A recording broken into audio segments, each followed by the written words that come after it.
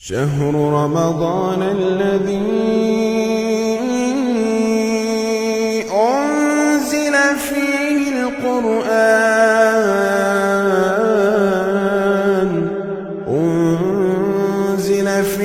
القرآن هدى للناس وبينات من الهدى والفرقان. السلام علیکم ورحمۃ اللہ وبرکاتہ. اعوذ باللہ من الشیطان الرجیم. بسم اللہ الرحمن الرحیم. الف لام را کتاب احکمت آیاتہ ثم فصلت من لدن حکیم خبیر. قرآن حکیم کے 12ویں پارے کی تفسیر کا خلاصہ پیش کیا جا رہا ہے. سورہ ہود چل رہی ہے. اس سورہ کریمہ کا آغاز اس آیت کریمہ سے ہو رہا ہے.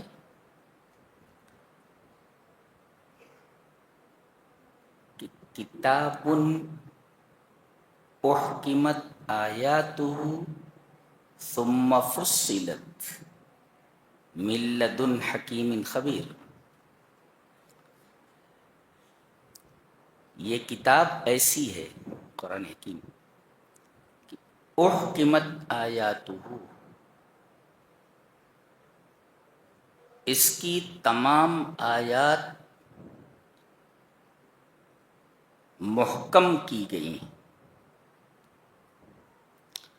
الاحکام ای الاتقان. احکام کی مثال یہ لے لیں کہ جیسے کوئی مستری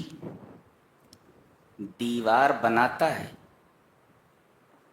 تو اس میں ہر اینٹ کو مناسب جگہ پر رکھتا ہے. اسی طرح وہ کسی اینٹ کو ٹیڑھا نہیں رکھتا، بالکل سیدھا رکھتا ہے. اور پھر اینٹیں رکھنے کے بعد دیوار میں کہیں رخنا، کہیں سوراخ نظر آتا ہے تو اس کو مسالے سے بھر دیتا ہے اور پھر اس کے اوپر پلاسٹر کر دیتا ہے. اب یہ دیوار محکم ہو گئی. ایسے ہی اس کتاب کے الفاظ اس طریقے سے منظم کیے گئے ہیں کہ کسی لفظ کو ہٹا کر اس کا مرادف لفظ اگر رکھ دیا جائے تو معنی وہ ادا نہیں ہوگا جو اللہ تبارک و تعالی بتانا چاہتا ہے.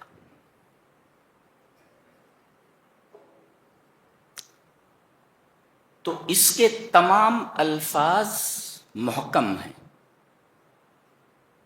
بڑے سلیقے سے ان کو چن کر کے رکھا گیا ہے. جی، اور پھر جو الفاظ ہیں ان کے اندر جو معانی ہیں، معانی بھی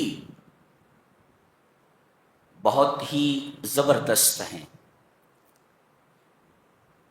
اس طرح لفظاً اور معنن، صورتاً اور معنن یہ کتاب اللہ تبارک و تعالی نے نازل فرمائی ہے. تو ایک ہیں الفاظ اور ایک ہے ان کی تفصیل.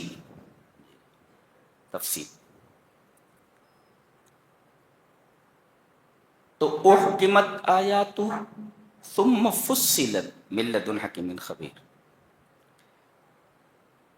الفاظ نازل فرمائے پھر اس کی تفصیل کی، بین حلالہ و حرامہ و طاعتہ و معصیتہ،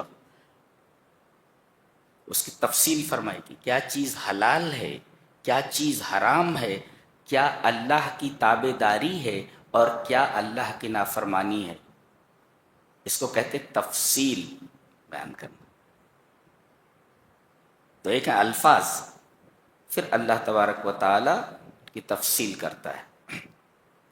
اچھا، صیغہ مجہول استعمال کیا گیا ہے، یعنی یہ پیسیو وائس. سو فائل ادھر کدھر، فائل کدھر ہے؟ من احکم، بھئی محکم کی گئی ہیں اس کی آیتیں، تفصیل کی گئی ہیں اس کی آیتیں. من فصل ومن احکم، محکم کس نے کیا، تفصیل کس نے کی، آگے بتایا جا رہا ہے من لدن حکیم خبیر، یہ ایسی ذات کی طرف سے محکم کی گئی ہیں اور تفصیل کی گئی ہیں جو حکیم ہے اور خبیر ہے. حکیم کا مطلب کیا ہوتا ہے؟ حکیم کا مطلب ہوتا ہے یضع الامور مواضعها، جس چیز کو جہاں رکھنا ہو اس چیز کو وہاں رکھے، اس کو کہتے ہیں حکیم. جی، جس چیز کو جہاں رکھنا ہے اس کو وہیں رکھے، اس کو کہتے ہیں حکیم. اور خبیر کس کے کہتے ہیں؟ خبیر کہتے ہیں کہ یعلم الظواہر والبواطن، جو ظاہری چیزوں کو بھی جانتا ہو اور باطنی چیزوں کو بھی جانتا ہو. ظاہری چیزوں کا بھی اسے علم ہو اور چھپی ہوئی چیزوں کا بھی اسے علم ہو.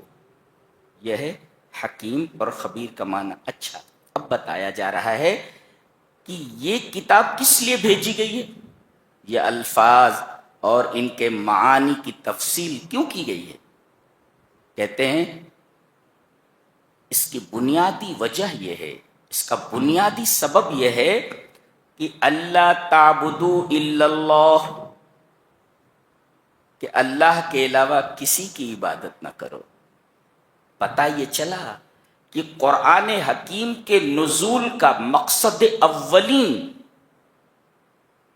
توحید کو پیش کرنا ہے، کہ اللہ کے علاوہ کسی کی عبادت نہ کی جائے.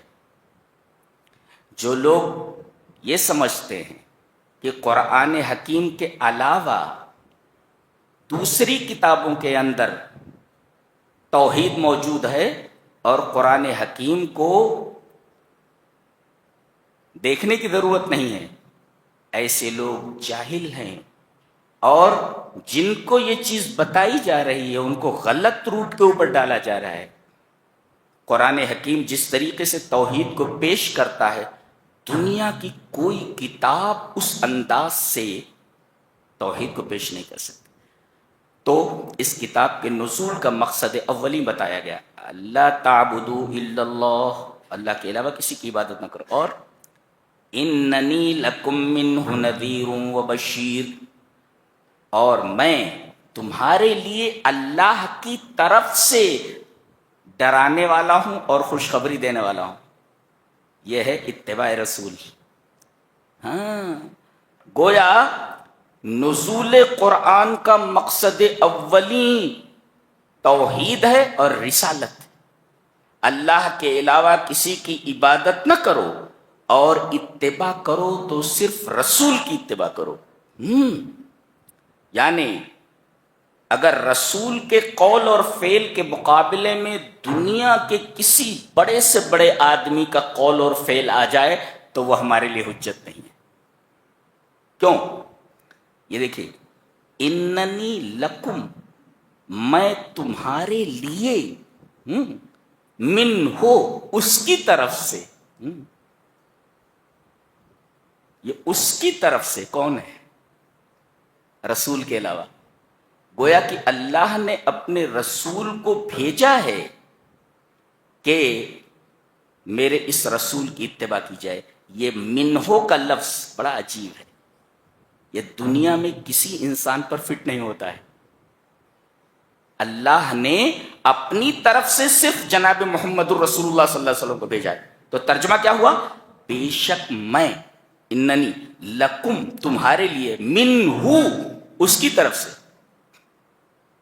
آن بہاف آف ہم اس کی طرف سے، نذیر و بشیر ڈرانے والا ہوں اور خوشخبری دینے والا ہوں کہ اگر تم توحید کو اپناؤ گے، شرک سے بچو گے اور میری اتباع کرو گے تو تمہیں میں خوشخبری دیتا ہوں جنت کی، اور اگر تم نہیں مانتے ہو تو ڈراتا ہوں تم کو جہنم کے عذاب سے. اس طرح میں نذیر اور بشیر ہوں. آگے وَأَنِ اسْتَغْفِرُوا رَبَّكُمْ ثُمَّ تُوبُوا إِلَيْهِ، دو کام کرو تو تمہاری دنیا اور آخرت دونوں سنور جائے. پہلی چیز، اللہ سے، اپنے رب سے اپنے گناہوں کی معافی مانگو. وَأَنِ اسْتَغْفِرُوا رَبَّكُمْ ثُمَّ تُوبُوا إِلَيْهِ، پہلے آیا استغفار، پھر اس کے بعد آیا توبہ. تو ایک مفسر لکھتا ہے استغفروا من الصغائر وتوبوا من الکبائر، چھوٹے چھوٹے گناہوں سے اللہ تبارک و تعالیٰ سے معافی مانگو، اور جو بڑے بڑے گناہ ہو گئے ہیں رو رو کر اللہ تبارک و تعالیٰ سے توبہ کرو. چھوٹے گناہوں کے لیے استغفار اور بڑے گناہوں کے لیے توبہ. اس وجہ سے استغفار اور توبہ کو ایک ساتھ ذکر فرمایا گیا ہے.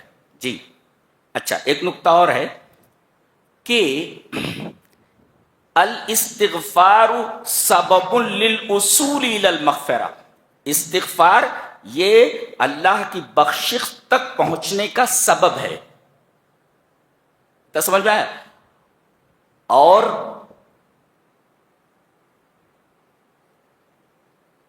اگر کوئی آدمی استغفار تک پہنچ، استغفار یہ سبب للوصول الی المغفرہ، اگر کوئی آدمی استغفار کرے تو یہ استغفار اسے بخشش تک پہنچا دے گا. یعنی استغفار آدمی کرے تو وہ بخش دیا جائے گا، یہ ہے. اچھا، پھر استغفار پہلے لایا گیا، جی توبہ کو بعد میں لایا گیا. تو لماذا تقدمت ذکر الاستغفار، یہ استغفار کو پہلے کیوں لایا گیا؟ یہ بتانے کے لیے کہ استغفار یہ مقصود ہے، یعنی گناہوں کی بخشش یہ مقصود ہے، اور توبہ اس کا سبب ہے، جی ذریعہ ہے. اور پہلے غرض مقصود کو رکھا گیا اور بعد میں اس کے سبب کو ذکر فرمایا گیا، یوں لایا گیا. اچھا، اگر کوئی آدمی اللہ سے معافی مانگے اور توبہ کرے، فائدہ بتایا جا رہا ہے. یمتعکم متاعا حسنا الی اجل مسمی، اجل مسمی کا مطلب موت تک میں تمہیں متاع حسن سے نوازوں گا. متاع حسن تمہیں ملے گا. یہ متاع حسن کیا ہوتا ہے؟ ایک مفسر لکھتا ہے القناعۃ بالموجود وترک الحزن علی المفقود، جو ہے اس پر آدمی مطمئن ہو اور اس کے پاس جو نہیں ہے اس پر اسے غم نہ ہو. دیٹ از کالڈ متاع حسن. یہ دولت جس کو مل جائے کہ جو اس کے پاس ہے اس کے اوپر وہ سیٹسفائیڈ ہو، اور جو نہیں ہے اس پر غم نہ کرے کہ مجھے نہیں ملا وہ میں دکھی ہو جاؤں. ہاں، تو یہ چیز اللہ عطا کرنے والا ہے اس کو. یمتعکم متاعا حسنا، اور یہ بہت بڑی دولت ہے. قناعت کی دولت دنیا کی سب سے بڑی دولت ہے، ورنہ آدمی کا پیٹ کہاں بھرا ہے. نبی کریم صلی اللہ علیہ وسلم نے ارشاد فرمایا کہ اگر ابن آدم کو 2 وادیاں سونے کی مل جائیں تو لبتغى ثالثا، تو تیسری بھی چاہے گا کہ وہ وادی بھی مل جائے. ارے 2 وادیاں بھر کر سونا مل گیا ہے، اب تیسری کائے کے لیے چاہ رہا ہے. گویا کہ انسان کے اندر اللہ تبارک و تعالی نے مال کی خواہش ایسی رکھی ہوئی ہے، ہاں، تو کہیں جا کر اس کی تمنا ٹھہرتی نہیں ہے، اس کی ایک آرزو پوری ہوئی نہیں کہ دوسری آرزو اس کے سامنے سر اٹھا کر کھڑی ہو جاتی ہے. یہ بھی ہونا چاہیے، یہ بھی ملنا چاہیے، وہ بھی ملنا چاہیے، اور زندگی بھر حیران و پریشان رہتا ہے. جی سعدی رحمہ اللہ نے بڑی اچھی بات کہی ہے کہ روتے تنگ بیک نانے تہی پر گردت، اور نعمت روی زمیں پر نکونت دیدہ تنگ، کہ خالی انتڑی ایک روٹی سے بھر جاتی ہے مگر لالچی کی آنکھ کو دنیا بھر کی دولت بھی نہیں بھر سکتی. تو یہ لالچ بڑی خطرناک چیز ہے. خالی انتڑی ایک روٹی سے بھر جاتی، لیکن لالچی کی آنکھ کو پوری دنیا کی دولت مل کر کے نہیں بھر سکتی. رودا کہتے ہیں انتڑی کو فارسی میں. رودے تنگ بیک نانے تہی پر گردت، نعمت روئے زمیں پر نکونت دیدے تنگ. تو اللہ جسے قناعت کی دولت عطا کر دے کہ جتنا ملا ہے اس پر سیٹسفائیڈ ہو جائے، مطمئن ہو جائے، اور جو کچھ نہیں ملا ہے اس پر غم نہ کرے. یہ اتنی بڑی دولت ہے کہ اس سے بڑی دولت اور کوئی نہیں ہو سکتی. تو اللہ فرما رہا ہے ہم تم کو متاع حسن دیں گے، یعنی قناعت کی دولت سے نوازیں گے. کب تک؟ الی اجل مسمى، موت تک، پیدائش سے لے کر موت تک. اچھا اور کیا؟ وَيُؤْتِ كُلَّ ذِي فَضْلٍ فَضْلَهُ. تو دنیا میں متاع حسن، اور مرنے کے بعد جب ہمارے پاس آؤ گے تو ہر ذی فضل کو اپنا فضل عطا کروں گا. یہ ذی فضل کون ہوتا ہے؟ ذی فضل کسے کہتے ہیں؟ کہتے ہیں کہ من زادت حسناتہ علی سیئاتہ، جس کی بھلائیاں اس کی برائیوں سے زیادہ ہو جائیں.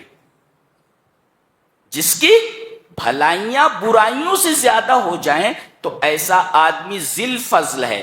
تو ایسے آدمی کو جو ذی فضل ہو، جس کی نیکیاں اس کی برائیوں سے زیادہ، ہم اسے اپنا فضل عطا کریں گے. فضل الجنہ. تو دنیا میں متاع حسن، قناعت، اور آخرت میں جنت. کرنا کیا ہے؟ اللہ سے اپنے گناہوں کی معافی مانگنا، استغفر اللہ، اور گناہوں سے توبہ کرنا. اتنی بڑی بات کہی ہے.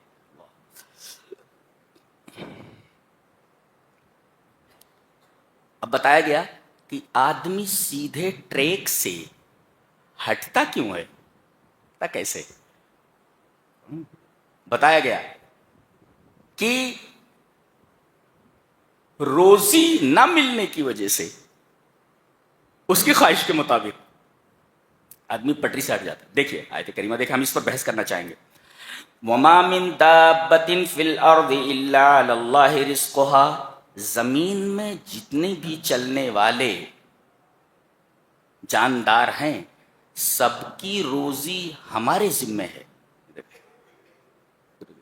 یہاں عربی گرامر کا ایک قاعدہ ہے کہ اگر کسی نکرہ کے اوپر من آ جائے، یعنی نکرہ ہے اور اس کے پہلے من ہو اور اس کے پہلے ما نافیہ ہو، تو ہوا ابلغ الصیغ العموم، تو عموم کا سب سے بلیغ صیغہ مانا جاتا ہے. نہیں سمجھے؟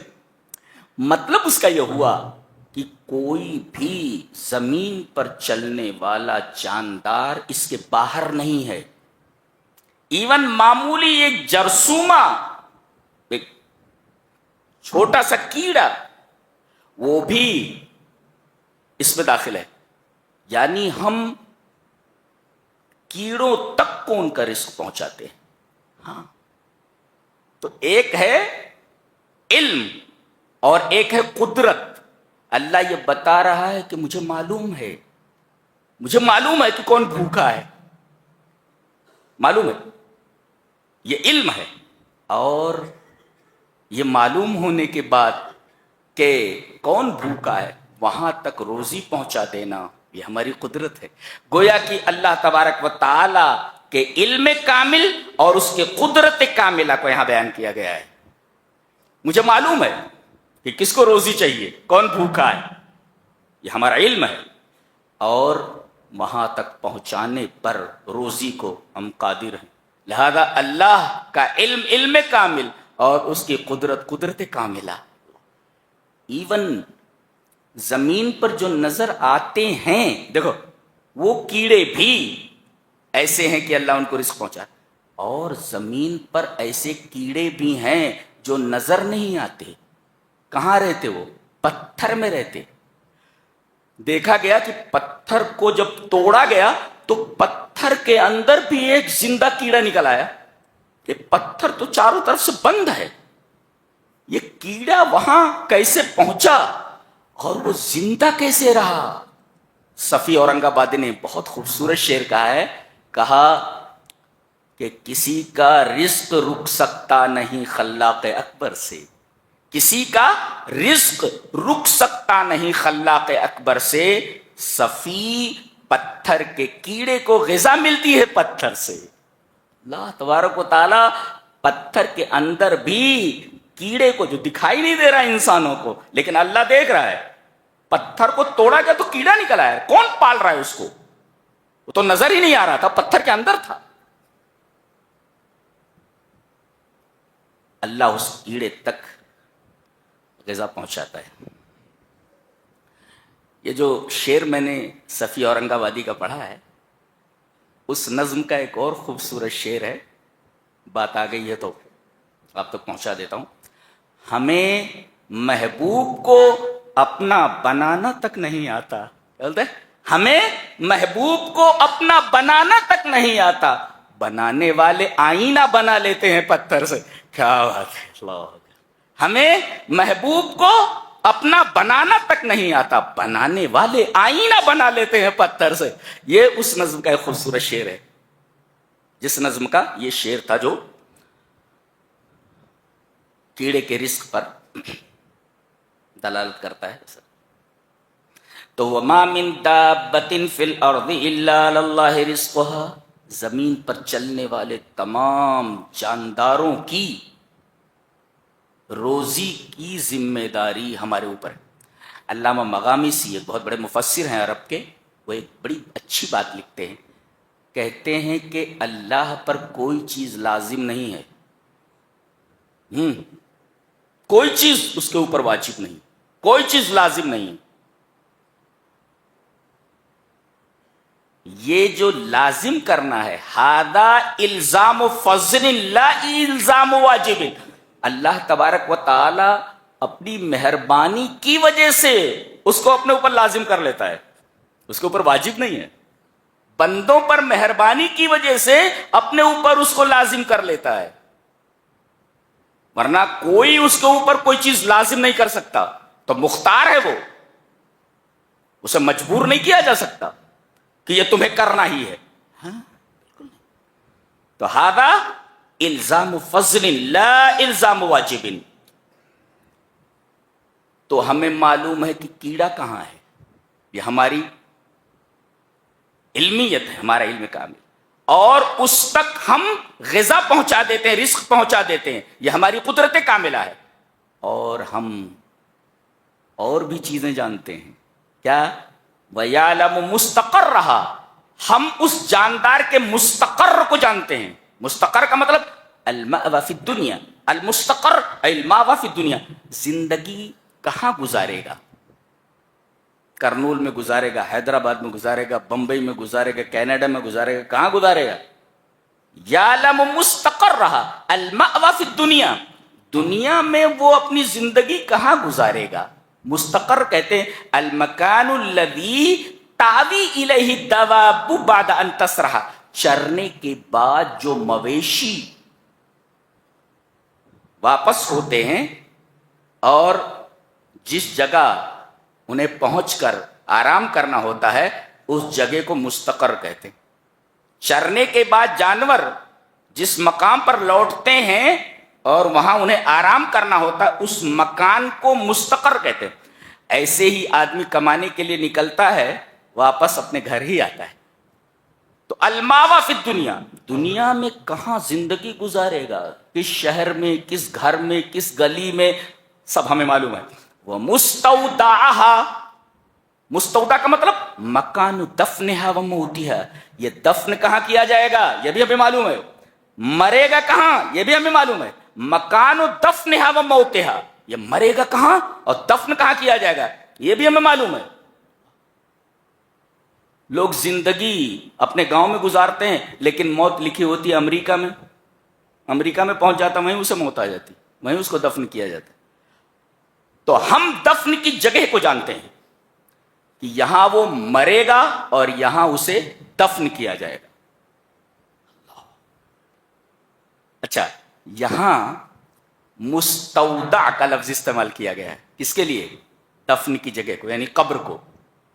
कब्र को, मकान दफन को मुस्तौदा क्यों कहा गया? मुस्तौदा अरबी में गोडाउन को बोलते हैं, गोडाउन जहां माल जमा किया जाता है, माल रखा जाता है। और ये लफ्ज वदीयत से बना है, वाव दाल ऐन, वदीयत का मतलब अमानत।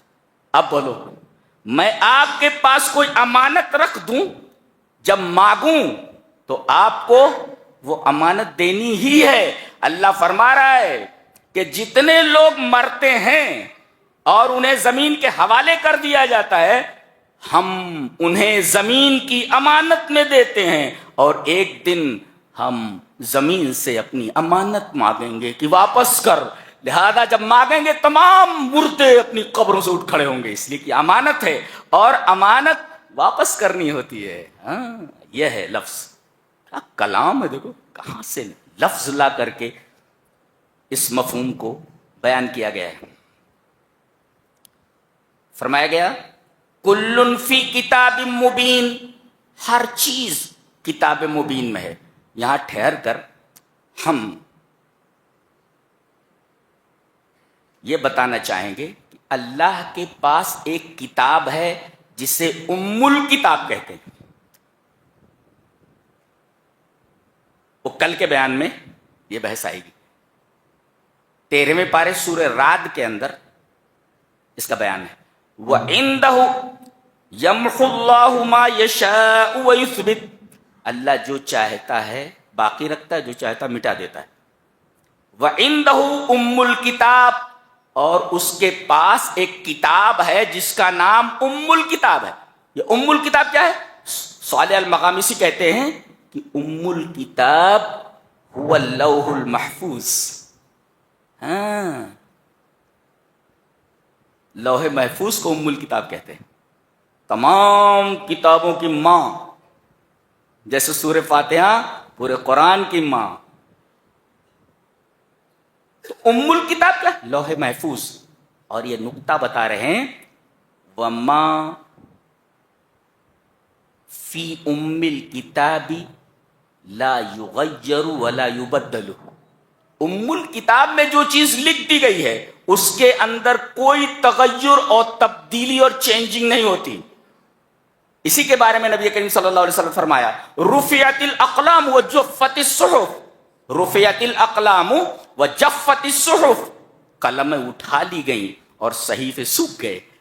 यानी लौहे महफूज में जो बातें लिख दी गई हैं वो चेंज नहीं होती, वो बदलती नहीं है। हाँ, अल्लाह के पास दूसरी किताब दी है, उसमें कोई चीज लिखता है तो चाहता है तो बदल देता है और चाहता है नहीं बदलता है। जैसे उसमें लिखा हुआ है कि अगर आदमी ये दुआ करेगा तो मैं दूंगा, दुआ करेगा तो दूंगा, नहीं करेगा नहीं दूंगा।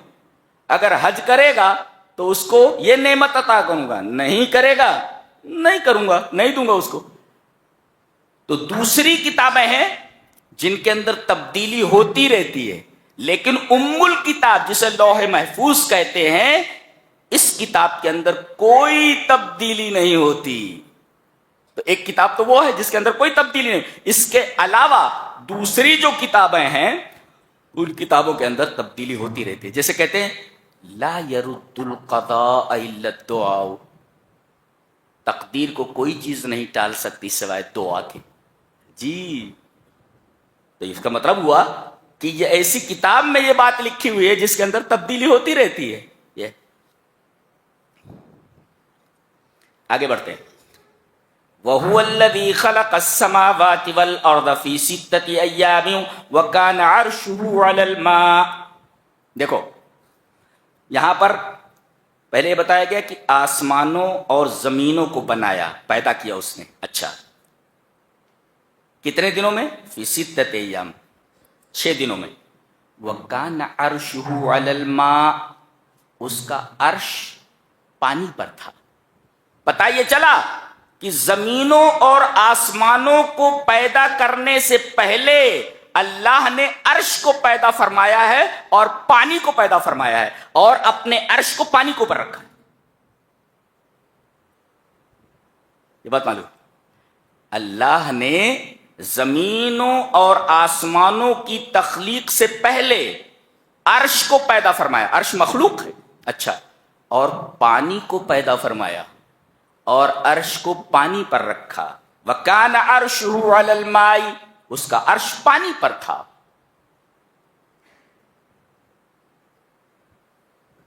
اچھا یہ عرش کیسا ہے؟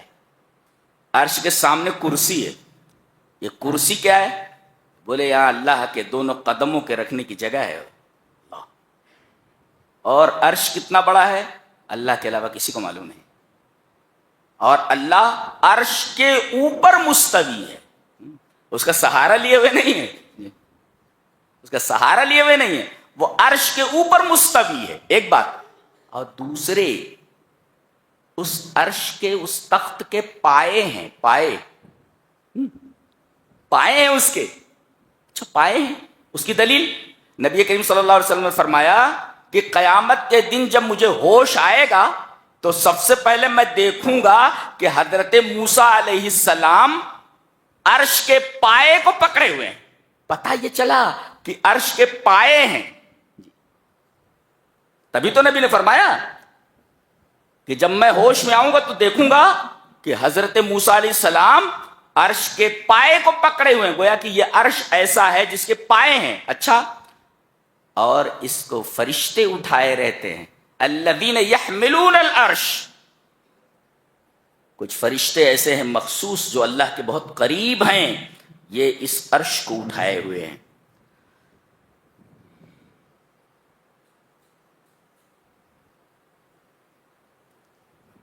ان تمام معلومات کو ذہن میں رکھ کر کے آگے بڑھیں۔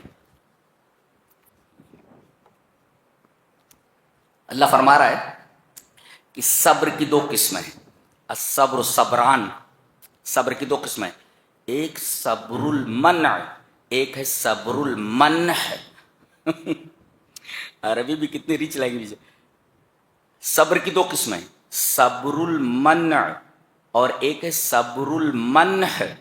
منع یمنع کا مطلب روک لینا، نہ دینا، اور منح کا مطلب ہے عطا کرنا، دینا۔ تو اللہ کسی چیز کو روک لے، نہ دے،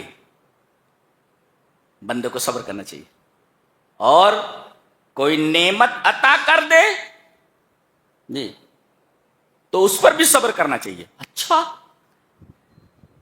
اللہ تبارک و تعالی نعمت لے لے تو صبر کرنا چاہیے، اور نعمت دے دے تب بھی صبر کرنا چاہیے۔ ان دونوں میں مشکل کیا ہے؟ کون سا صبر مشکل ہے؟ نعمت ملنے کے بعد صبر کرنا یہ بہت مشکل ہے۔ آدمی پیسہ پانے کے بعد طرح طرح کے گناہوں میں مبتلا ہو جاتا ہے، پھر ارمان نکالنے لگتا ہے، وہ اپنے دل کے ارمان، اپنے بیٹے کے ارمان، نہ جانے کون کون سے ارمان نکالنے لگتا ہے۔ تو نعمت ملنے کے بعد سنبھلنا اور شریعت پر قائم رہنا مشکل ہوتا ہے، بالمقابل اس کے کہ اللہ نعمت کو چھین لے اور آدمی اس پر صبر کرے۔ تو صبر کی 2 قسمیں ہیں، الصبر الصبران، صبر المنع لے لینا دے کر، اور ایک ہے دے دینا، دونوں پر آدمی کو صبر کرنا چاہیے۔ یہ سب وہ بتایا گیا، پہلے پڑھ لیتے ہیں۔ وَلَئِنْ أَذَقْنَا الْإِنسَانَ مِنَّا رَحْمَةً ثُمَّ نَزَعْنَاهَا مِنْهُ، ہم انسان کو کسی نعمت سے روشناس کرتے ہیں، نعمت عطا کرتے ہیں، ثُمَّ نَزَعْنَاهَا مِنْهُ، پھر ہم اس سے اس کو چھین لیتے ہیں. تو انہو لیئوس کفور، تو مایوس ہو جاتا ہے اور ناشکری کرنے لگتا ہے. یہ دیکھو، جبکہ اسے صبر کرنا چاہیے. ہاں اچھا، آگے فرمایا گیا وَلَئِنْ أَذَقْنَاهُ نَعْمَاءَ، اور جب ہم اسے نعمتوں کا ذائقہ چکھاتے ہیں، بعد ضراء مَسَّتْهُ، تکلیف کے بعد جو اس کو پہنچی ہے، تو لَيَقُولَنَّ، تو کہتا ہے ذَهَبَ السَّيِّئَاتُ عَنِّي، ارے برائیاں سب میرے پاس سے چلی گئی. إِنَّهُ لَفَرِحٌ فَخُورٌ، پھر وہ فخر کرنے لگتا ہے اور نازاں ہو جاتا ہے. یہ دیکھو انسان کی فطرت بیان کی گئی. تو ایک ہے صبر صبر منع، اور ایک ہے صبر صبر منع ہے. تو آدمی کو نعمت ملے تو شکر کرے، اور نعمت چھین جائے تو صبر کرے. مومن کا معاملہ دونوں حالتوں میں بڑا اچھا ہے. نعمت مل جائے تو شکر کرے، اور نعمت چھین جائے تو صبر کرے. شکر کے بارے میں ہے لَإِن شَكَرْتُمْ لَأَزِيدَنَّكُمْ وَلَئِن كَفَرْتُمْ إِنَّ عَذَابِي لَشَدِيدٌ. شکر ادا کرو گے تو نعمتیں بڑھیں گی، جی، اور صبر کرو گے تو ان اللہ مع الصابرین، اللہ صبر کرنے والوں کے ساتھ ہے. تو صبر کرتا ہے تب بھی فائدہ ہے، اور شکر کرتا ہے تب بھی فائدہ ہے. یعنی مومن کی 5 انگلیاں گھی میں اور سر کڑھائی میں، جی، فائدے ہی فائدے ہیں اس کے. اچھا یہاں دیکھو ایک بات کہی گئی، ہم نعمتوں کو چکھاتے ہیں، ہاں کھلاتے نہیں کہا. ہاں گویا یہاں جتنی نعمتیں انسان کو عطا کی جا رہی ہیں وہ سب چکھنے کے درجے میں ہے. ٹو ٹیسٹ اونلی، صرف چکھ رہا ہے. کھینچنا پورا سب جنت میں ہے، کھینچ پوری کی پوری جنت میں ہے. یہاں جتنی بھی نعمتیں ہیں سب چکھنے کو ٹیسٹ کے درجے میں. گویا یہ ایک دنیا آخرت کا شو روم ہے. شو روم کے اندر آپ دیکھ سکتے ہیں، کچھ لے سکتے ہیں، دیکھ سکتے ہیں، سیمپل رکھے ہوئے ہیں. شو روم کے اندر سیمپل رکھے ہوئے ہیں، بقیہ ساری چیزیں گوڈاؤن میں رکھے ہوئے ہیں. وہاں سے یہ شو روم کے اندر ایک ایک سیمپل رکھ دیا گیا. تو گویا کہ دنیا یہ آخرت کا شو روم ہے. یہاں جو بھی نعمتیں عطا کی جاتی ہیں سب ذوق کے درجے میں، چکھنے کے درجے میں. صرف دونوں جگہ ازقنا استعمال کیا، ہم چکھاتے ہیں. اچھا کوئی بتائے گا کہ آخری ٹیسٹ کس چیز کا ہوتا ہے؟ دنیا میں تمام نعمتوں کو چکھتا ہے اور بتا دیتا ہے کہ اس کا ٹیسٹ ایسا ہے، لیکن ایک ذائقہ ایسا ہے کہ چکھنے کے بعد اس کا ٹیسٹ نہیں بتا سکتا، وہ ہے موت کا ذائقہ. کل نفس ذائقۃ الموت. ہاں اس کا ذائقہ نہیں بتا سکتا چکھنے کے بعد. بقیہ دنیا کی جتنی بھی نعمتیں ہیں چکھتا ہے، بتا دیتا ہے اس کا ذائقہ ایسا ہے. کیسی کتاب ہے، کیسا لگ رہا ہے آپ کو؟ بڑی اچھی جاندار کتاب ہے نہیں؟ اللہ اکبر. یہاں ایک چیلنج دیا گیا ہے، کہا گیا کہ تم کہتے ہو کہ یہ قرآن محمد کا کلام ہے صلی اللہ علیہ وسلم. آج کل بھی لوگ کہتے ہیں محمد نے جو ہے صلی اللہ علیہ وسلم، انہوں نے یہ کتاب گڑھ لی ہے اور اللہ کی طرف منسوب کر دیا ہے. یہ وہ لوگ بولتے ہیں جو عربی کے عین سے واقف نہیں ہیں، جن کو زندگی میں کبھی توفیق نہیں ہوئی کہ قرآن حکیم کو ترجمے کے ساتھ پڑھ لیں. سنی سنائی باتیں بولتے رہتے ہیں. قرآن ذات پات کی بات کرتا ہے، قرآن ٹیررزم کو ہوا دیتا ہے، قرآن کے اندر ایسا ہے، قرآن کے اندر ویسا ہے، عورتوں کے حقوق نہیں بیان کیا. دنیا بھر کی باتیں، یہ سب مس انڈرسٹینڈنگز اور غلط فہمیوں پر مبنی باتیں ہیں. چیلنج کیا گیا. وہ لوگ کہتے ہیں کہ اس کو نبی نے گڑھ لیا، ہم یقولون افطارا، گڑھ لیا. تو ایسا کرو کہ قرآن جیسا جو ہے کوئی کلام، جیسے قرآن جیسی ایک سورہ بنا کے لے آؤ. نہیں بنا سکتے. پہلے یہ کہا گیا کہ قرآن بنا کر کے لے آؤ. جی.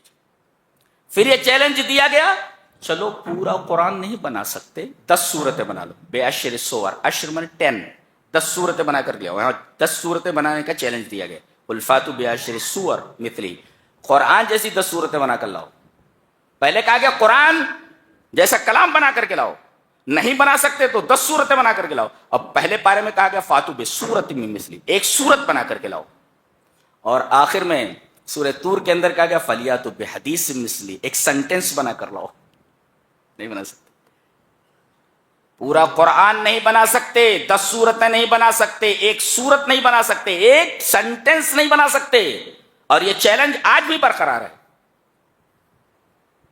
تمام اعتراضات ختم کرو نا، تمام جھگڑے ختم کرو، سیدھے سے ایک سورہ بنا کر کے لے آؤ. دیکھو ہم نے قرآن کے اس چیلنج کو قبول کر دیا، قرآن جھوٹ بولتا ہے.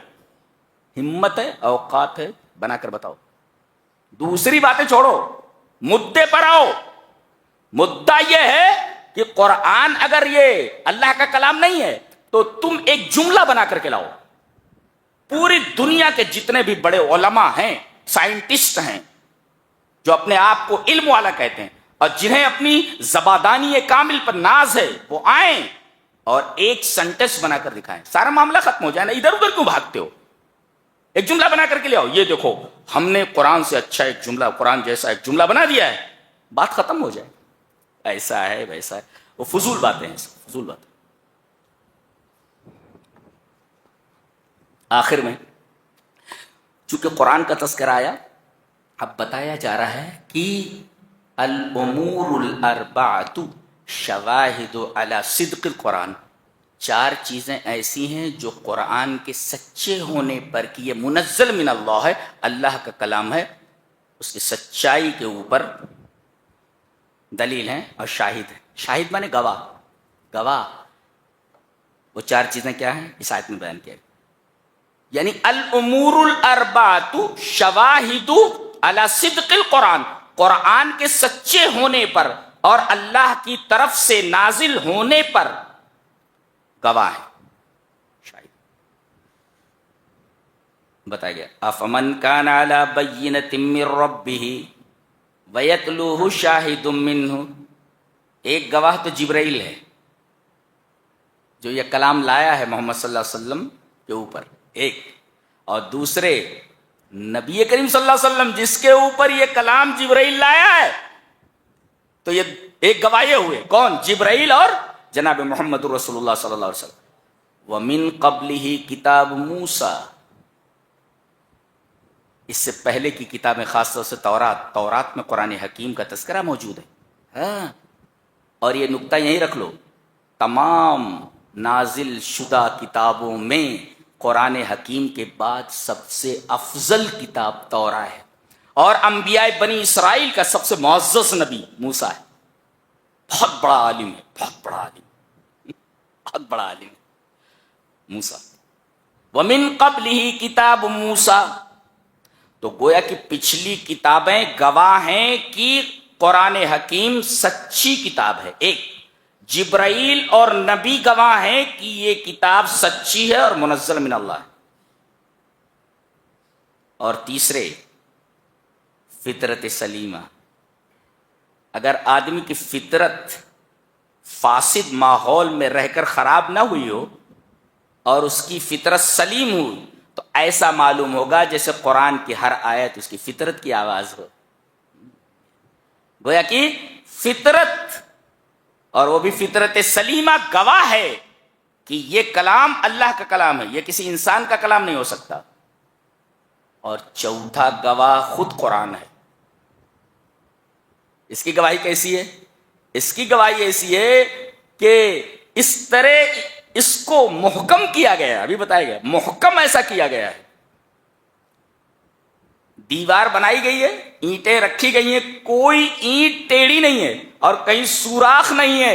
اشارہ اس بات کی طرف ہے کہ قرآن کے آگے سے، پیچھے سے، دائیں سے، بائیں سے باطل گھس ہی نہیں سکتا، اس لیے کہ ہول ہی نہیں ہے، پورا پلاسٹر کر دیا گیا ہے. اسی کو کہتے ہیں احکام الاتقان. جی اللہ، قرآن حکیم کا اعزاز ہے اس کا. اس اعزاز کو اعجاز کی وجہ سے ہم مانتے. قرآن معزز ہے اس لیے کہ معجز ہے. اس کی گفتگو کا جو انداز ہے عام گفتگو سے بالکل الگ ہے.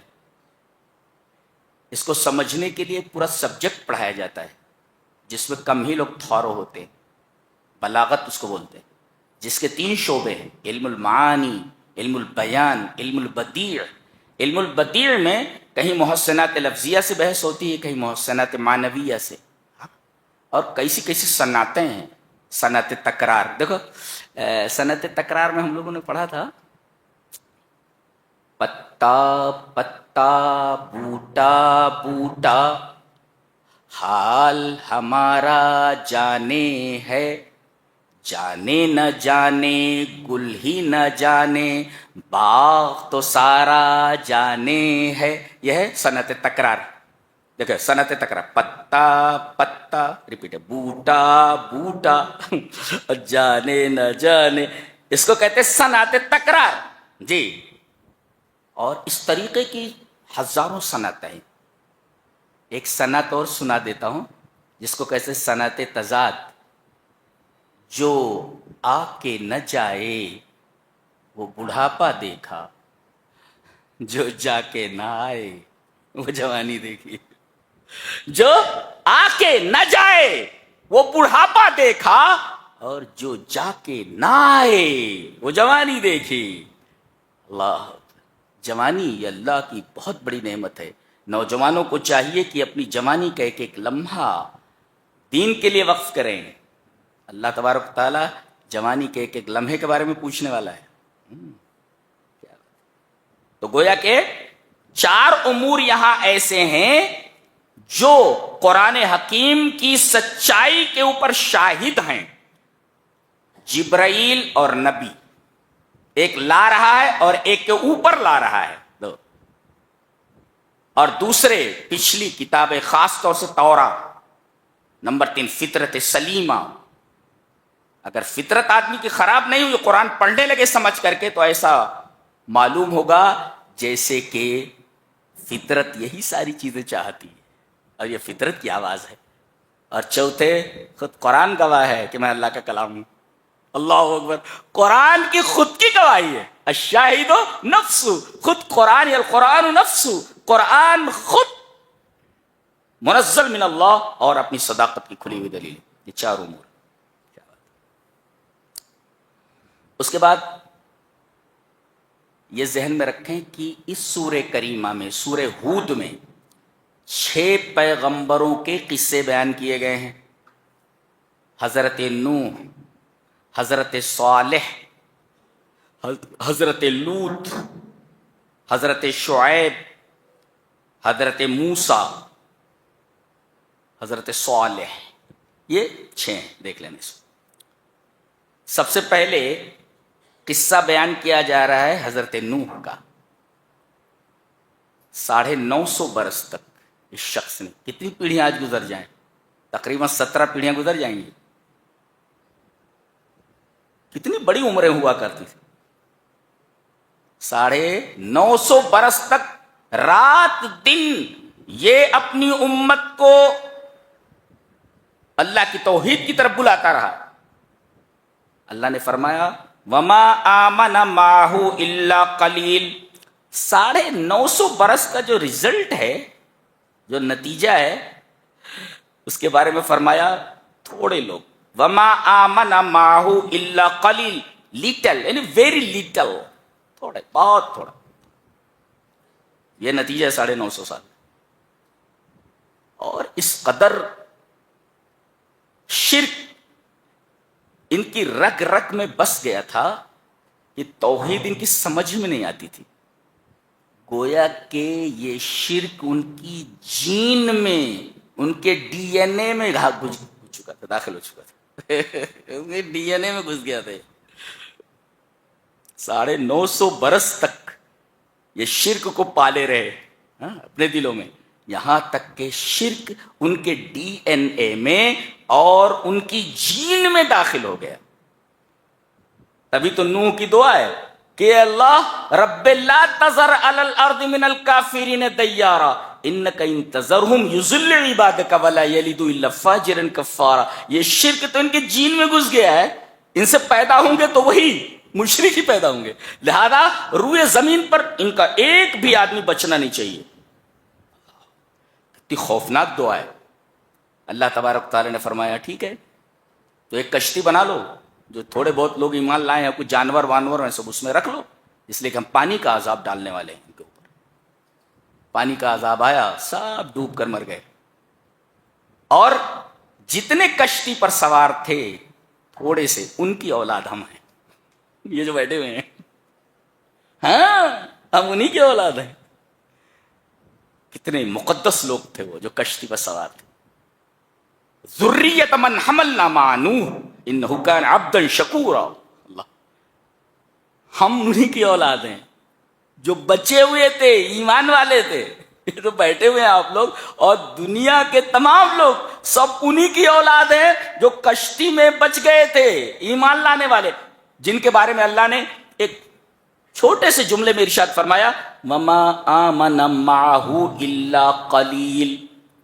آپ پر بہت تھوڑے لوگ ایمان لائے. اب یہ جو بچ گئے تھے ان کی اولاد ہیں ہم لوگ. ایسے مقدس لوگ تھے وہ جن کو ایک جملے میں بیان کیا گیا. حیرت ہے. اچھا، بتایا جا رہا ہے کہ پانی بڑھنے لگا. لوگ اپنے آپ کو بچانے کے لیے گھروں کے اوپر چڑھ گئے، درختوں کے اوپر چڑھ گئے. پانی بڑھتا رہا اور یہ کشتی پانی میں تیرنے لگی. حضرت نوح نے پکارا سب کو جو ایمان والے تھے.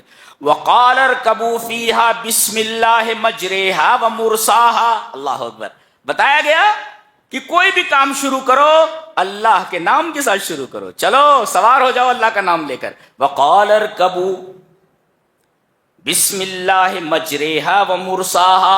یہ اللہ کے نام سے چلے گی اور اللہ کے نام سے ٹھہرے گی. دیکھو، یہ پہلی کشتی بنائی گئی ہے روئے زمین پر جو موجوں کے درمیان چل رہی ہے. موجیں کیسی؟ کل جبال، لائک ماؤنٹینس، پہاڑوں کی طرح ہیں. لیکن یہاں تواضع دیکھیے ایک نبی کہہ رہا ہے کہ بسم اللہ کہہ کر کے سوار ہو جاؤ، اللہ کا نام لے لو، اللہ کے نام سے چلے گی، اللہ کے نام سے یہ ٹھہرے گی. ٹائٹینک ایک جہاز بنائی گئی تھی جی. ٹائٹینک جہاز بنانے والی کمپنی کا دعویٰ یہ تھا، بعض لوگوں نے لکھا ہے کہ اسے قدرت بھی نہیں ڈبو سکتی. بڑا ناز تھا اور اچانک ایک آئس برگ سے ٹکرایا اور 2 ٹکڑوں میں بٹ گیا. چند ہی لوگ بچے، بکے سب ڈوب گئے. آج جو غوطہ خور ہوتے ہیں وہ کیمرے سے دکھاتے ہیں اس کے بقایا جات کو. صرف ڈر لگتا ہے دیکھ کر، ڈر لگتا ہے. صرف بڑی بڑی مچھلیاں ہیں، بڑی بڑی شارک مچھلیوں نے تو اکثر کو نگل لیا ہوگا، کھا لیا. تو جس کمپنی کو ناز تھا کہ یہ کشتی قدرت بھی نہیں ڈبو سکتی، 2 ٹکڑوں میں بٹ گئی. بہت کم لوگ زندہ بچ سکے، سب ڈوب گئے. ایک کشتی یہ ہے، دیکھو اللہ کے نام سے چل رہی ہے. وقال ارکبوا فیہا بسم اللہ مجریہا ومرساہا ان ربی لغفور الرحیم.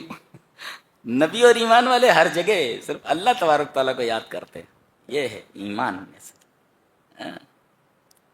وہی تجری بہم فی موج کالجبال. یہ کشتی چل رہی ہے ایسی موج میں جو پہاڑوں کی طرح ہیں. بیٹا ڈوبتا ہوا دکھائی دے رہا تھا ہم سامنے، کنعان. کیا پکارا حضرت نوح نے؟ ونادا نوح ابنہ وکان فی معزل. یا ایک الگ تھلگ جگہ پہ تھا اور حضرت نوح نے پکارا یا بنی ارکب معنا، اے میرے بچے ہمارے ساتھ شریک ہو جا، ہمارے ساتھ سوار ہو جا. ولا تکن مع الکافرین. یہ غلط لوگوں کے ساتھ مت رہے، کافروں کے ساتھ مت. اب دیکھو یہ نبی کا حکم تھا، یہ ہے نص. اب نص کے مقابلے میں قیاس لا رہا ہے. کیا کہہ رہا ہے؟ قال سآوی الی جبل یعصمنی من الماء. یہ جو جودی پہاڑ دکھ رہا ہے میں اس پر چڑھ جاؤں گا اور یہ پہاڑ مجھے بچا لے گا. حضرت نوح کہہ رہے میرے بچے یہ پانی نہیں ہے، یہ اللہ کا عذاب ہے. پانی ہوتا تو تجھے بچا لیتا، یہ اللہ کا عذاب ہے. آج کوئی نہیں بچ سکتا.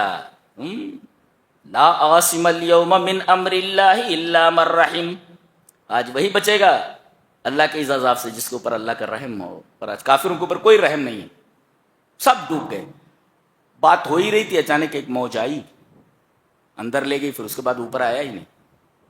اللہ 950 برس تک یہ دین کی خدمت کرتا رہا ہے اور معزز نبی ہے. اس کی ایک ریکویسٹ قبول نہیں ہوئی. ریکویسٹ قبول نہیں کی. نبی بھی اللہ کے حکم سے باہر نہیں جا سکتا. سب اس کے غلام ہیں, سب اس کے تابع. نبی اپنے بچے کو نہیں بچا سکا. کہتے ہیں کہ قبر والے سب کو بچا لیں گے. کہاں دماغ ہے تمہارا؟ کس نے یہ گندگی آپ کے ذہنوں میں بھر رکھی ہے؟ ایک نبی 950 برس تک توحید کی دعوت دینے والا اپنے بیٹے کو نہیں بچا سکا. ریکویسٹ کی تو ڈانٹ پڑی. انی اعیذک ان تکون من الجاہلین. دیکھو نبی کو کہا جاتا کیا, انی اعیذک ان تکون من الجاہلین, میں تمہیں نصیحت کرتا ہوں کہ تم جاہلوں میں سے نہ ہو جاؤ. یہ ڈانٹ پڑ رہی ہے باپ کو. اللہ جب فیصلہ کر لے تو اس کے فیصلے میں کوئی دخل اندازی نہیں کر سکتا. یہ ہمارا رب ہے, یہ ہمارا رب ہے.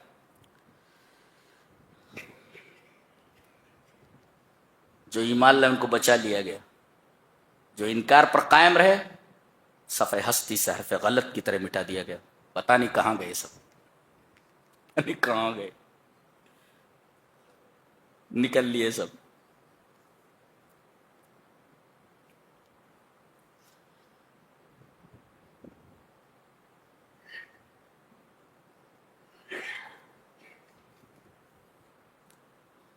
اس سورہ کریمہ کی جو تھیم ہے, بنیاد ہے, تدور علی ثلاثۃ محاور, یعنی 3 ایکسس کے اوپر گھومتی ہے. 3 محور ہیں جس کے اوپر یہ پوری سورہ گھومتی جی.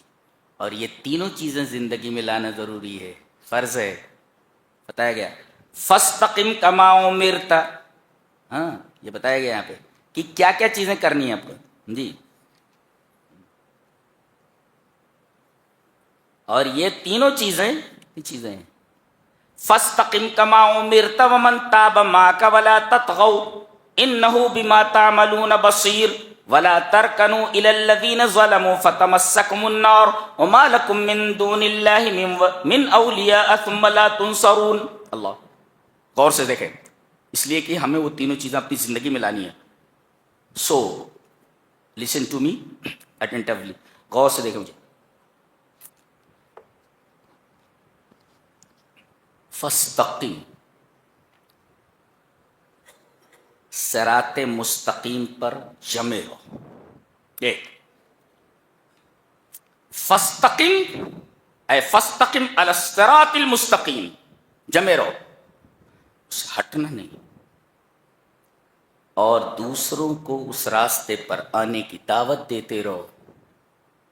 ایک چیز ہوئی صراط, یہ استقامت ہے. چلیے استقامت کی تعریف حضرت عمر نے کیا کی ہے دیکھ. قال عمر, حضرت عمر نے فرمایا کہ فاستقم علی الامر والنہی ولا تروغ روغان الثعلب, کہ اللہ نے جو حکم دیا ہے اور جس سے منع کیا ہے اس کے اوپر جم جاؤ, اس پر استقامت برتو. جو حکم دیا ہے کرو, منع کیا رک جاؤ. تو ان تقوم علی الامر والنہی, امر اور نہیں, ڈو اینڈ ڈونٹ, ان دونوں کے اوپر جمے رہو. Do it and don't do it, ان دونوں کے اوپر جمے رہو. دیٹ از کالڈ امر اور نہیں, برابر. تو do it and don't do it, اس کے اوپر جمے رہو اور اس کی طرف لوگوں کو بلاتے رہو. ایک اور آگے فرمایا وَلَا تَرُوغُ رَوْغَانَ الثَّعْلَبِ, لومڑی کی طرح چکما دے کر بھاگو نہیں. بہت سارے ہوتے ہیں ایسے, کبھی کبھی لومڑی کی طرح چکما دے کر بھاگ جاتے ہیں, مصیبت آتی ہے تو لومڑی کی طرح چکما دے. یہاں فرمایا گیا don't act cunningly as a fox, لومڑی کی طرح چالاکی سے کھسکنے کی کوشش مت کرو. یعنی don't be evasive like a fox, یعنی ویسے کھسک مت جاؤ چکما دے کر کے, جمے رہو اس کے اوپر. تو ایک تو یہ فاستقم کما امرت, امر اور نہیں کا خیال رکھو. Do it and don't do it, اس کے اوپر جمے رہو اور اس کی طرف لوگوں کو دعوت دو. یہ ہے فاستقم. اور کیسا, کما امرت, اے ہمارے حبیب جیسے ہم نے آپ کو حکم دیا ہے اپنی مرضی سے نہیں کرنا ہے، بلکہ اب نبی یعنی کتاب اللہ اور سنت جس انداز سے کرنے کا، ڈو اٹ کو کیسے کریں گے آپ، اس کو کرو کیسے، جیسے اللہ نے بتایا، جیسے رسول نے بتایا، ڈونٹ ڈو اٹ کیسے نہیں کرنا ہے، کما امرتا جیسا کہ اللہ اور اس کے رسول نے نہ کرنے کے لیے کہا ہے۔ ہاں یہ چیز معلوم ایک۔ اچھا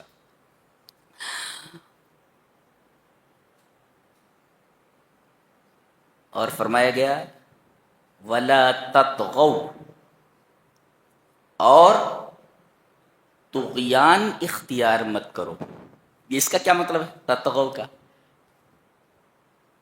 اللجوء الی العنف، تشدد کی پناہ مت لینا، کسی کے ساتھ تشدد مت کرنا۔ قرآن تشدد کی بات کرتا ہے، لوگوں کی گردنیں مار دینے کا حکم دیتا ہے۔ ارے بھائی یہاں کہا جا رہا ہے کہ ولا تطغوا، یعنی لا تلجا الی العنف، تشدد کی پناہ مت لو، کسی کام میں تشدد مت برتو۔ دیکھو یہاں ٹیررزم کا ویسے ہی رد ہو گیا، منع کیا گیا ہے، تشدد آپ نہیں کر سکتے۔ ولا تطغوا، لا تلجؤ یا لا تلجا الی العنف، عنف مانے تشدد، تشدد کی طرف مت جاؤ۔ امر اور نہیں پر جمے رہو، لوگوں کو دعوت دیتے رہو، اور کسی بھی معاملے میں زندگی کے تشدد مت اختیار کرو، نرمی اختیار کرو۔ دو اور تیسرے وَلَا تَرْكَنُوا إِلَى الَّذِينَ ظَلَمُوا، اور ظالموں کی طرف مت جھک جاؤ۔ کبھی کبھی ایسا ہوتا ہے آدمی مجبور ہو جاتا ہے، اور مجبور ہونے کے بعد کسی نیتا کی پناہ میں چلا جاتا ہے، کسی ظالم کی پناہ میں چلا جاتا ہے۔ جانتے ہیں کسی کی پناہ میں چلے جانا، ظالموں کی طرف جھک جانے کا مطلب ہے فقدان الہویہ، اپنی شناخت کھو دینا۔ آپ کی ایک شناخت ہے، آپ ظالم کے ساتھ مل گئے تو آپ کی شناخت کھو گئی۔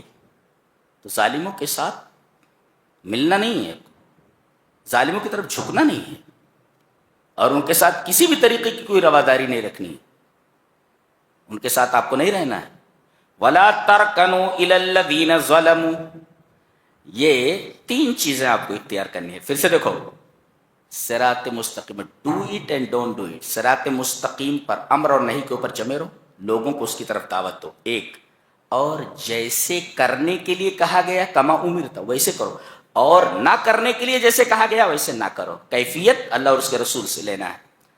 دوسرے ولا تطغوا، زندگی کے کسی معاملے میں آستین مت چڑھاؤ، میں تجھے دیکھ لیتا ہوں بولے تو آئی ول سی یو، دیکھتا ہوں میں تجھے، دیکھا یہ آستین نہیں چڑھانا۔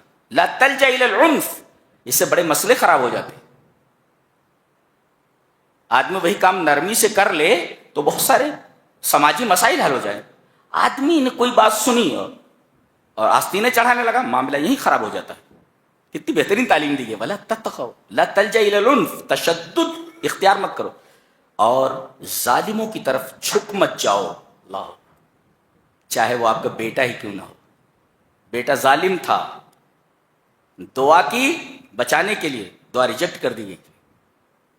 یہ جتنے بھی پیغمبر آپ دیکھیں گے ان کی زندگیوں کے اندر 6 پیغمبروں کا تذکرہ اس سورہ میں کیا گیا، اور 6 پیغمبروں کی زندگی میں یہ تینوں چیزیں موجود ہیں، استقامت اور عدم طغیان اور عدم رکن الی الذین ظلموا۔ جی اللہ اکبر، یہ 3 چیزیں ہماری زندگیوں میں آنا چاہیے۔ آگے ایک اور حکم دیا گیا ہے، اقم الصلاۃ، نماز پڑھو، واصبر، اور صبر کرو۔ ایک مفسر اس پہ لکھتا ہے کہ ان الاوامر افردت للنبی صلی اللہ علیہ وسلم فاستقم اصبر اقم الصلاۃ، جہاں کرنے کا حکم دیا گیا ہے وہاں نبی کریم صلی اللہ علیہ وسلم کو تنہا خطاب کیا گیا ہے۔ آپ صبر کیجئے، آپ نماز قائم کیجئے، آپ استقامت برتیے، لیکن جب کہا گیا لا تطغوا، سرکشی مت کریں آپ، اور ولا ترکنوا الی الذین ظلموا، تو اس میں خطاب امت کو کیا گیا ہے، نبی کو خطاب نہیں کیا گیا، اس لیے کہ نبی کہاں طغیان کرتا ہے، نبی سے کہاں سرکشی سرزد ہوتی ہے. ہاں یہ بڑی بات ہے کہ الاوامر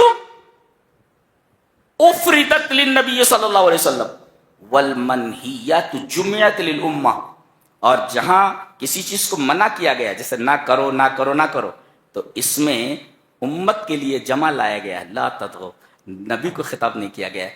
یہاں مقام رسول معلوم ہوتا ہے کہ نبی کریم صلی اللہ علیہ وسلم کی کیا عظمت ہے اللہ کی نگاہ میں، اور ہمیں نبی کریم صلی اللہ علیہ وسلم سے کتنا پیار کرنا چاہیے، کتنی محبت کرنی چاہیے.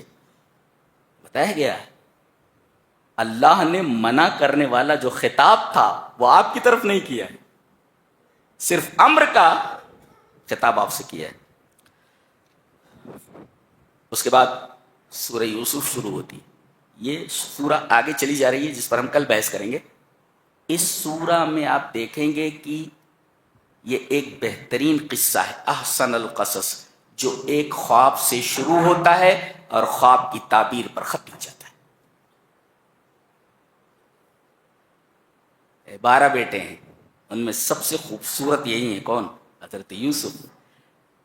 انہوں نے خواب دیکھا تھا اور باپ نے کہا کہ میرے بچے یہ خواب بھائیوں سے مت بیان کرنا، کسی سے بیان مت. کیا مطلب؟ بعض لوگ اتنے حاسد ہوتے ہیں کہ آدمی کی ملی ہوئی نعمت تو چھوڑو، آدمی کے خوابوں سے حسد کرتے ہیں. یہ نکتہ رکھو ذہن میں کہ اتنا اچھا خواب کیسے دیکھا اس نے. ایسے بھی حاسد پائے جاتے ہیں کہ آدمی کو ملی ہوئی نعمتیں ان پر تو حسد کرنا تو ایک طرف، آدمی کے اچھے خوابوں سے بھی آدمی حسد کرتا. عجیب بات ہے. اچھا ہے، یہ بڑے پیار سے بول رہے ہیں حضرت یوسف. اذ قال یوسف لابیہ یا ابتی، ابو ابو بول رہے ہیں. مفسرین نے لکھا ہے کہ ماں باپ کو جب خطاب کرو، بات کرو تو بڑی نرمی اور بڑے پیارے لہجے میں بات کرو، ان سے ڈانٹ کر بات نہیں کرنا ہے. والدین کے ساتھ جب بات کرو تو بڑے ادب کے ساتھ، بڑی نرمی کے ساتھ بات کرو. تم کو اجازت نہیں ہے اونچی آواز سے بات کرنے کی، اور بڑے پیارے انداز میں بات کیجیے. ابو بڑی محنتوں سے پالا ہے انہیں، کیا کیا نہیں کیا ہے باپ نے تمہارے لیے. اور ماں وہ تو ایک عجیب مخلوق ہے. ماں اپنی محبت ظاہر کر دیتی ہے، باپ ظاہر نہیں کرتا. باپ ظاہر نہیں کرتا اس ماں باپ کا. ایک سایہ دار درخت بن کر کے دھوپ سہتا رہتا ہے مگر اپنے بچوں کو دھوپ نہیں لگنے دیتا. بہت عظیم نعمت ہوتا ہے باپ، عظیم نعمت ہوتا ہے. وہ ایسا ہوتا ہے اسے سب معلوم ہوتا ہے بیٹے کو کیا چاہیے، اس کے انتظام میں لگ جاتا ہے، بولتا نہیں ہے. ماں اپنی محبت کا اظہار کر دیتی ہے، باپ اپنی محبت کا اظہار نہیں کرتا. میں نے کہا بھی تھا کہ بچے کا فون آیا ہے، کہیں پڑھ رہا ہے، ماں نے فون اٹھایا ہے، بات کر رہا ہے، باپ پیچھے کھڑا ہو کر سن رہا ہے. بولے بیٹے سے بول دو پیسہ بھیج دیتا ہوں، ٹینشن مت لے. باپ، ان دونوں میں فرق یہ ہے کہ ماں اپنی محبت ظاہر کر دیتی ہے، باپ اپنی محبت ظاہر نہیں کرتا. لہذا آپ کیسے ان سے اسی آواز میں بات کر سکتے ہیں؟ حضرت یوسف کو دیکھیے، یہ قول یوسف یا ابتی، اے ابو. ہاں بیٹا بولو. پہلے میں نے دیکھا ہے کہ 11 ستارے ہیں اور چاند اور سورج ہیں، مجھے سجدہ کر رہے ہیں. ارے لا تقصص، اے میرے بچے یہ خواب اپنے بھائیوں سے بیان مت کرنا. لا تقصص رویا کا لا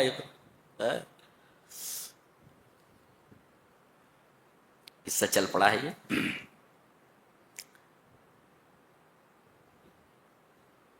چلیے تفصیل سے کل ہم بحث کرتے ہیں. یہ تھا 12ویں پارے کا خلاصہ. اللہ ہمیں نیک عمل اور اچھی سمجھ کی توفیق عطا فرمائے. وآخر دعوانا ان الحمد للہ رب العالمین.